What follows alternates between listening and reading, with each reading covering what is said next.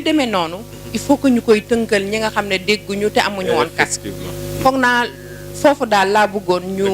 te bu fekkee ne mën naa see bay waar incha allah ñu baaxee ma ko jërëjëf kon libaas nee na ma jox ko kàddu parce que am na lu ma si war a sànni su weesoo foog naa mën nañoo dugg si organisation bi ak yàlla dimbalee ba am loo xam ne dañu ko sóob yàlla may nu tàmbali ko si jàmm eggali ko si jàmm yaayoo nañu sant ko mu bëgg daal sant yàlla bu baax si lii mënu may nu def ko muy APEX si turu APEX ak si turu An-Nasihah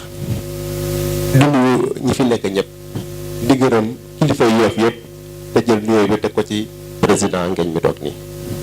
di baral nuyoo ak ziar ak cant Mbaye Bass ci disponibilité am ak yowanam générosité am si joxe li mu xam pour mbooloo mi saa bu nu ko waxee buñ joxewee léegi nag ginnaaw suba ñu dajawaat su ko dara tënkul dina ñëwaat ndax lii moom yitteem la muy mbégte si ñun di gërëm ñi fi teew ñëpp dañu leen ko yëgal ñu ànd ci ak itte ñëw teew duñu mën a tuddee baat yëpp waaye jox na ñu nuyu leen di rendre hommage tamit ñi nga xam ne di ñooñu jaboote tàmbali ko ci xalifatul muslimin Baye Abdallah teg ko ci rakkam yëpp surtout imam Mahtar mi nga xam ne bi ñun ñoo ko defoon suñu responsable moral muy association An-Nasihah maa Ibra bi muy dem booba Abdou Aziz vice-président estegul mu may dee tamit ne ñu gërëmaat partenaire yu APEX yi nga xamante ne ñoo ko jàppale ci bés bi wax nu ko waxaat mu ndox yi fi nekk yëpp ñoom ñoo ko fi indi donc su ma fàttewulee dara foofu laa yemale pour gërëm ñi fi nekk ñëpp ñi jàpp ci liggéey ñëpp asalaamaaleykum wa rahmatulahi taala barakatuh. bi ñu dëgmalee appel bi APEX yi dafa mettre en place benn comité ad hoc dénkoon ko liggéey bi parce que dafa doon jafe pour que comité directeur bi di gisee toujours comité ad hoc boobu nag doon liggéey ak bureau bi gis ngeen sànq président Maïbra bi mu demee président Aziz ñëw na pour assurer clôture bi le secrétaire général Tafsir Khali mu ngi nii toog le secrétaire général adjoint Alassane Diène mu ngi nii toog gis nga ñoom Mamadou Assane président de commission ak yeneen membres yi nekk ci biir président Malick Niang mu ngi ne lay yore commission environnement cadre de vie de population Mademba Samba yore commission éducation et formation professionnelle mu ngi foon sax alors donc am na nag ay weccoo xalaat yu bari loolu moo waraloon ren sax ñu génne table ronde bi def ko avant lundi waaye dafa am ay partenaires yoo xam ne APEX yi dafa nekk di ànd ak ñoom depuis des années di seet chaque année rek lii nga xam ne moom lay budgétiser moom lu mu ci génne barkeelu ci appel bi naam mën nañu def lépp mën nañu jox ñëpp mais dafa am ay partenaires yu stratégiques yoo xam ne quand même APEX yi dafa yàgg ak ñoom te comme que APEX yi comme ni ñu ko waxee sànq li ko tax a jóg mooy la promotion économique culturelle et sociale de Yoff dafa war lépp lu mu am ci moyen bu bokk ko ak kuréel yi nekk ci dëkk bi yëpp sensibilité yëpp mën nañu jox ñëpp mais quand même li fi nekk ak xës néew danañu fexe ba nga xam ne ñii fi gën a représentatif dañu am ak ñoom yu weccoo yu leer yu seet li ñu leen mën jox ci noonu nag le groupe Bâche Saw Jant kii di groupement central kii di Al Ibratu kii di Al Nasih kii di Vision 129 ak étudiants Layène yi vraiment depuis des années maintenant effort APEX yi dana def effort chaque année am lu mu leen jox ci wàllu ndimbal mu nekk nii waaye ren dañu ànd ak suñu benn partenaire bu ñuy wax Vivo Énergie moom aussi bi ñu discuter ak moom ci wàllu RSE muy responsabilité sociétale des entreprises ñu waxoon ñu ne danañu accompagner démb bi ñuy dem ci kër Baye Ablaye ak kër Serigne Mamadou Lamine nag ñoom ñëpp yóbbul nañ fa ndox bi jox nañu ci 300 packs yu 12 unités ñu ngi koy séddale fépp fu mën a dem rek dana fa dem alors jox nañu tamit ay basang tout à l'heure am na réunion diisoo bu ñu def suñu biir dañu ne basang yooyu danañ ci seet lim ñu bàyyi ko fii parce que fi ñu nekk nii di makkaanu kër APEX yi kuréel yu bari fi la ñuy dajee te bu ñu fi dajee fu ñu fi yendoo bu waxtu julli jotee dañuy bëgg a julli ñu mën ko def ci anam bu mucc ayib donc li fiy des pour ñëpp usagers yu kër APEXI li ci des partenaires yi nga xam ne dañuy am mbooloo parce que boo nee vision 129 ñun ñëpp gis nañ liggéey bu ñuy daj bi ñuy yendu boo leen ko joxee bu ñuy def seen réunion yi parfois danañ ko soxla naka noonu groupement central et cetera. lii aussi dañu ko joxaale muy ay mouchoir xam nga boo wootee Adja Ndeye mu ngi sama gannaaw am na lu mu doon waxtaanee moom démb mu ngi àndoon ak waa service d'hygiène ñiy pomper dëkkuwaay yeeg kër yi démb rek laa naka dama amoon benn suggestion mooy woon que bu appel bi jàllee ñu jaaraat fañ jaaroon parce que ñenn ñi dañu xaw taxet te ñam yi ñuy tuur ak yooyu buñ ko seetaanee mën na yàq li nga xam ne lépp moom la ñu defoon ci effort waaye waa Vivo aussi baaxee nañ ñu ay mouchoir ñu ngi leen di gërëm leen sant lii aussi bëgg nañ seet ci kër yi nga xam ne mooy dalal ñi ni surtout ci kër kilifa yi ñu mën ko fa yónnee su ko defee gan ya fay ñëw ñu yewoonal leen yombalal leen ba nga xam ne daal ku fi ñëw di nga boo suturloo ba pare di nga am ci condition yu am ndak war ma nga def la war da nga doo yàq bu ko defee aussi je sais que UCG ñoom it ñu ngi def liggéey bu am solo ci ramassage des déchets ak service de ramassage bu ko defee ñëpp bu nekk jouer sa partition bu ko defee bu mbir mi jeexee nag li ñu taxaw na jóg danañ ko def tey yàqam mi du am loolu daal moo tax ñu ne woon nañ leen ko baaxee fii et puis di leen gërëm bu baax donc enveloppe yaa ngi noonu aji alors donc ñi nga xam ne ñoom ñoo teewal kii dañ leen di ñaan rek ñu xool autorité yi fi nekk symboliquement ñu jàppale ñu rek et que ku ñu woo nga baal ñu rek nga taxawee na li ci gannaaw ak image bi ñu mën ko fixer parce que dañu nekk di liggéeyal kuréel bu tudd APEXI ànd ci ak Al Nasir noonu lañ ko bëggee woon et que responsable yi nga xam ne ñoom ñooy ñëw di jël si kii bi ñu ngi leen di ñaan bu ñu paree ñu jege si fii Mamadou Assane su ko defee ñu remplir décharge bi rek parce que aussi dañu nekk ci tout à l'heure dañ doon wax bonne gouvernance ak kii bu ko defee parce que ñun ñi ñëpp ëllëg bu ñu fi nekkatulee lii moo fiy des et je parle sous le contrôle du trésorier général adjoint te defe naa bu ma juumul am na ay commissaire compte yu nekk ci biir kii bi te gis ngeen ni ñu ko defee nii incha allah imaam ñu ngi lay gërëm danañ def rapport bu si lii yàlla maye danañ fexe ba rapport bi fidèle danañu rendre compte qui de droit te ci kàttanu yàlla aussi am na ñu toog fii ñu mel ni ñoom Alsaan ak ñoom tonton ñu ngi leen di ñaan après rek ñu may ñu dañu soxla seen interview pour montage définitif bi nga xam ne moom la ñuy diffuser ci boucle bi parce que lii dañ ko war a wasaare ñëpp jàng ci sànq wax na lu am solo moom la ñu jëloon ne ko yaa ñuy defal introduction mais gis ngeen humilité bi mu wax ne mu ne seen wax jàng naa ci waaw donc je pense que loolu lépp ay tettal la que ñun ñëpp ñii fi nekk ak ñi fi nekkul ñëpp ñu mën a bénéficier wu ci affaire bi am na ñoo xam ne amoon nañ yéene ñëw mais xam ngeen ne dañuy jàpp ci kër yi ci laayee nag fépp ci dëkk bi mais ñu may leen occasion ñu mën a bénéficier wu ci liñ fi waxtaanee ñëpp mën si yër ñoom maa ngi jégalu bu baax j'ai été un peu long mais xam nga yóbbante àq la quoi maa ngi jégalu bu baax merci jërëjëf As kon xool rek autorité yi ne fii rek ñu woote ñu jox ko da farata bu ma doon dox ma yeewa ko woon ñëwaat donc sëriñ bi ñu ngi lay nuyu di la dalal di sof samay wax rek si waxu As di préciser benn affaire parce que comme dëkk bi dafa yaatu suñu tànnee quelques groupements di leen jàppale yoon nañu leeral lan moo tax ñooñu parce que kii si jiitu mooy groupement central section Yoff donc ku xam groupement central xam ne moom mooy taxawu appel bi donc c'est la fédération des daïra Layène du Sénégal donc mu am section Yoff war a cotiser si groupement central boobu donc loolu moo tax APEXI tànn di leen soutenir donc de manière symbolique APEXI di cotisation bi Yoff bu ñu ko mën a waxee noonu bi si topp mooy vision 129 donc ay jeunes la yoo xamante ne dañ am pas-pas bu appel bi laa commencé ñuy sillonner dëkk bi di nettoyer dëkk bi donc ñu bindoon APEXI ñu gis ne ñooñu aussi jar nañ jàppale ñeneen ñi si topp mooy Al Ibratu donc loolu aussi benn waañ la boo xamante ne dañ fi nekk di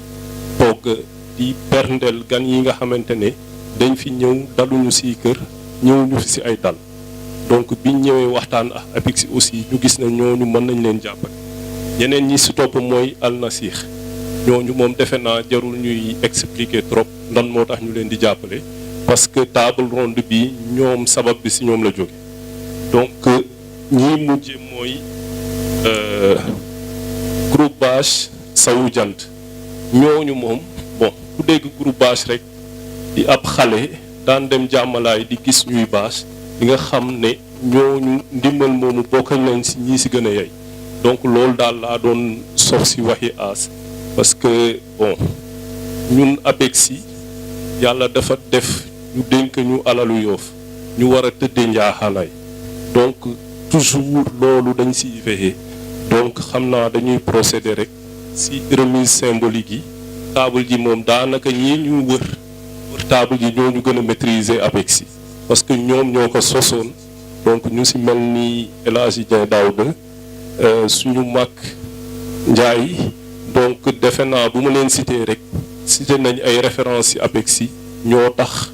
ba tey jii ñun ñu fekk fi dara ba di ko jéem a yéwénal di ko jéem a yaxanal di ko yokk defe naa ñooñu tey ñoo war a joxe enveloppe yooyu donc dañ leen di bàyyi ñu commencer par président Magui Yoff mi nga xam ne moo jëmmal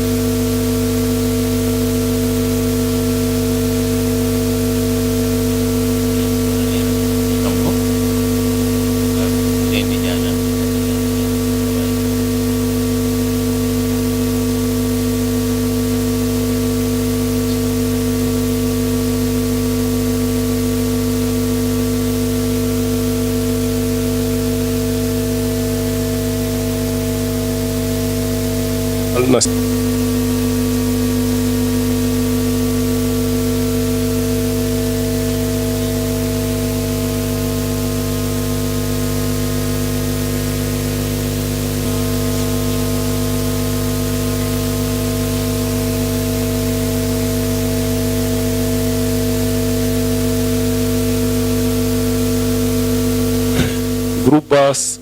Sawu Jant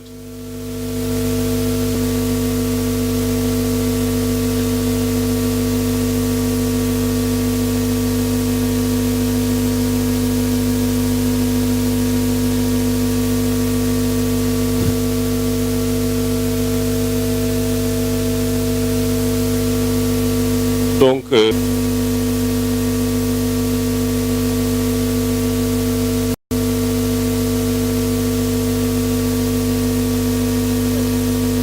APEXI si turu Al Nasir donc ñu jiital si Libaas Laay Dieng ak personne morale bi muy imam Makhtar Laay donc ñu ngi remercier ñëpp ñi fi teew di beral loxo suñu sang bi toog muy Ababacar Mbaye Baas Laay donc yàlla na yàlla gën a wéral xam-xamam yokk ko fasaaxa gën a leeral waxam donc liñ fi fekk si conclusion defe naa buñ seetaanee kii on ne sera pas déçu donc di leen ñaan aussi ngeen ñaanal ko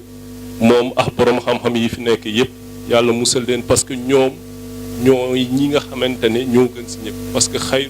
man ta'allama al-Qur'ana wa 'allamahu defe naa ñoom ñoo gën si ñun donc ñii ñu jar a ñaanal la donc di ñaanal ñi fi teew ñëpp si turu APEXI yàlla may ñu teewee ko ay déwén yu bëri appel bi képp ku fi ñëw li nga fiy wut muy yiw yàlla la si yàlla may luy ëpp sa njort benn accident bañ si am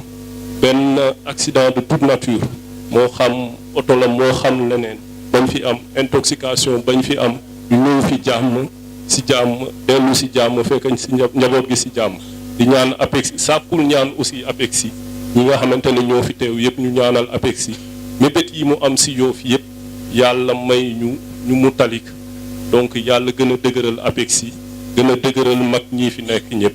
di jaahi rasulullah sallallahu alayhi wa sallam ñu bàyyi sëriñ bi mu joxe ñaan ñu yëkkati jotaay bi.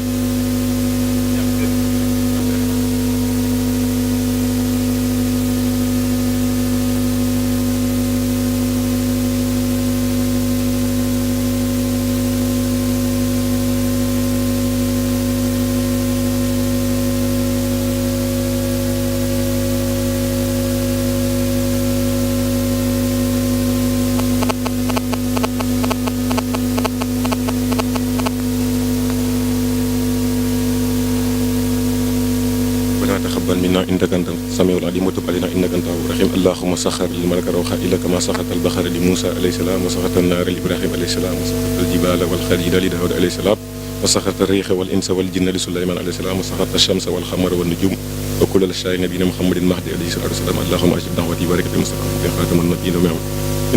allahumma lakal hamdu anta nuuru samaawaati wa man fihinna wa lakal hamdu anta xayyimu samaawaati wa man fihinna wa lakal hamdu anta al-haq allahumma najjina ma an-naajin wa la tuxlikna ma al-haalikiin saffan sana wal mulka daa'iman wal mursaliin allahumma baabal bushra bi kalimati laa ilaaha illa Allah muhammadu rasuulullaahi sallallahu alayhi wa sallam bismillaahi rahmaani rahiim auzu billaahi mina sheytaani rajiim wasalaatu wasalaamu ala man laa nabiyya ba'da seydina muhammadil awwaliina wal imaamil mahdil aaxiriin wa alaa aalihi wa sahbihi wa sallama asalaamaaleykum donc ñu ngi rafetlu ñëw bi ñu ñëw tey ci programme bi xam ne table ronde bi xam ne association An-Nassikh ñoo ci ànd ak APEXI def ko mu am rapport ak thème bi nga xam ne moom jël ci appel bi muy l'islam religion d'équilibre et du juste milieu les enseignements de Seydina Limamou donc mu nekk thème bu am solo boo xamante ne dañu koy rafetlu bu baax ndax tey gis nañ ne ni jamono yëngatoo ci bépp côté tey defe naa soxla nañ solution te solution mën nañu ko am fenn fu dul ci diine te ci wàllu woowu Seydina Limamou alayhi salaatu wasalaam am na lu mu ci jàngale lu bëri loo xam te ne tey bu ñu ko doon wax duñ ci jeexal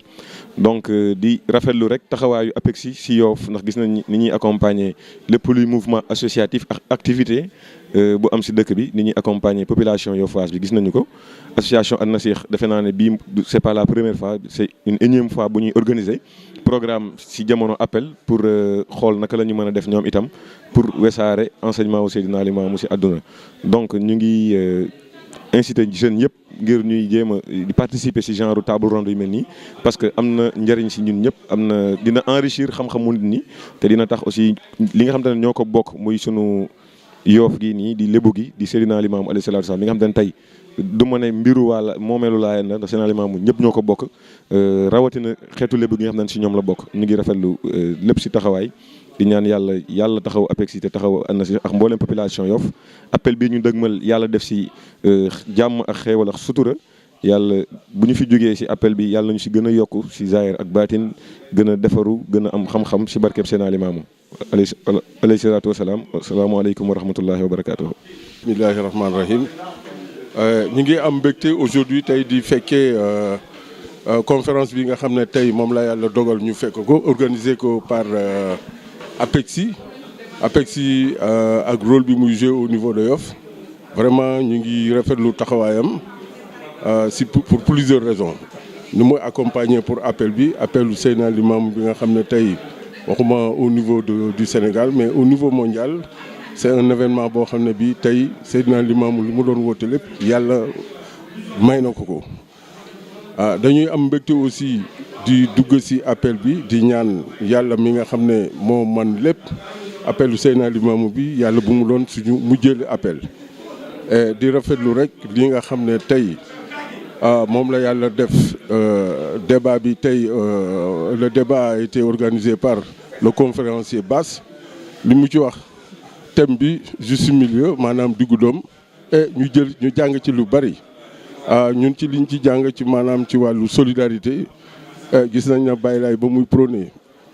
li mu prôné solidarité def ci bokk te yàlla def na tey li nga xam ne ñun si suñu xeetam bi nga xam ne si yàlla def na si lañu bokk muy xeetu xaagaan yi par le biais du président Ngagne Ndiaye lu muy dox lépp muy wàllu solidarité maanaam solidarité bi nga xam ne si wàllu xew-xew wàllu bànneex muy wàllu naqar lépp lu ñu jóg dinañ ci jox taxaw si dox si ba nga xam ne alors recommandation Baye Laye yëpp ñu ngi koy appliqué ñuy ñaan yàlla aussi lii nga xam ne moom la ñu jublu yàlla nañ si yàlla dugal si bismillahi rahmaani rahim ñu génn si alhamdulillahi rabbil alamin salaatu wasalaam ala rasulillah wa rahmatullah aouzu billahi mina shaytaani rajim bismillahi rahmaani rahim la hawla wala quwwata illa billahi al-aliyyil azim asalaamaaleykum mbokki Yoff ñu ngi fii kër APEXI man mi wax ak yéen maa ngi tudd Abdoul Aziz Thiaw di deuxième vice-président APEXI donc tey ñu ngi woon fii di si table ronde bi nga xamante ne APEXI moo ko organisé woon ànd si ak waa groupe An-Nassikh donc table ronde bi dañ ko def en prélude de l'appel de Seydina Limamou Laye table ronde bi ndëkk dafa ñëw bokk ci ay série d'activités yoo xamante ne APEXI jot na ko def ren ci célébration de l'appel. Donc ñu ngi bi appel bi di waaj a ñëw APEXI dafa mettre en place benn comité ad hoc muy liggéey ci intervention APEXI ci appel bi. Ci loolu organiser nañ fi ay réunion yu bari donc pour xool nan la ñuy intervenir ci appel yi. Donc liñ fi tënkoon comme activité mooy def nañ fi benn ziyaare démb ci ajuma ji dem seeti xalif général des Layènes ak ay frères am dem seeti leen jox leen àddiya comme ni ko APEXI yàggee di defee at yi passé yëpp. bi ñu ci jógee def nañ fi aussi benn cérémonie de remise d'appui aux organisations. Ensuite ñu jeexale ko ak table ronde bi donc ren dëkk APEXI dafa am loo xamante ne yokku na ci intervention ci appel bi muy taxaw boo xamante ne le groupe Vivo Énergie taxaw nag di partenaire u APEXI mu loué ko station bële donc mu indi fi ay ndimbal yu am solo yu ki mel ni ay 300 packs d'eau ànd ak ay mouchoirs paquet de mouchoirs ay nattes ak ay bons d'achat donc loolu ñu ngi leen ci remercier di leen ñaanal seen liggéey gën a barkeel donc ren dëkk appel bi ñu ngi ñaan képp koo xamante ne da nga fi ñëw di sàkku see yiw yàlla na la ko yàlla defal yàlla fóotal la say bàkkaar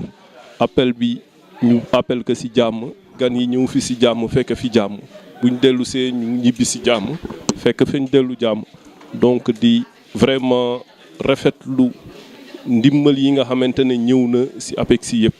ñi teew ci table ronde bi ñu ngi leen di remercier waa ANACIM ñi nga xamante ne suñuy partenaire lañ depuis ay années ñu ngi leen di remercier aussi le conférencier muy le professeur Mbaye Bass Laye ñu ngi koy remercier di ko ñaanal yàlla yàggal taxawaayam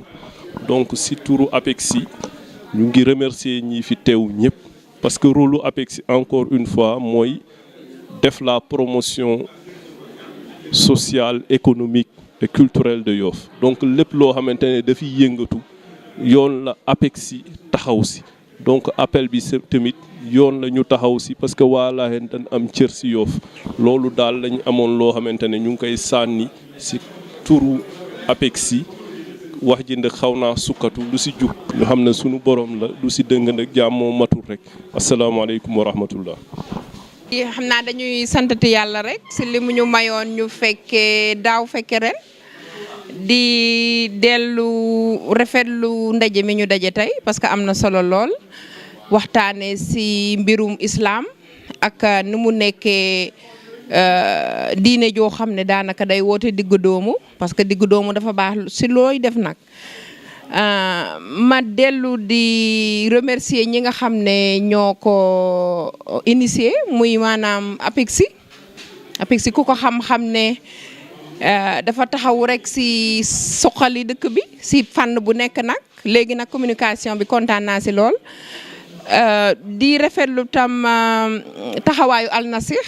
ak organisation partenaires yi nga xam ne yëpp jox nañ leen fii ay distinction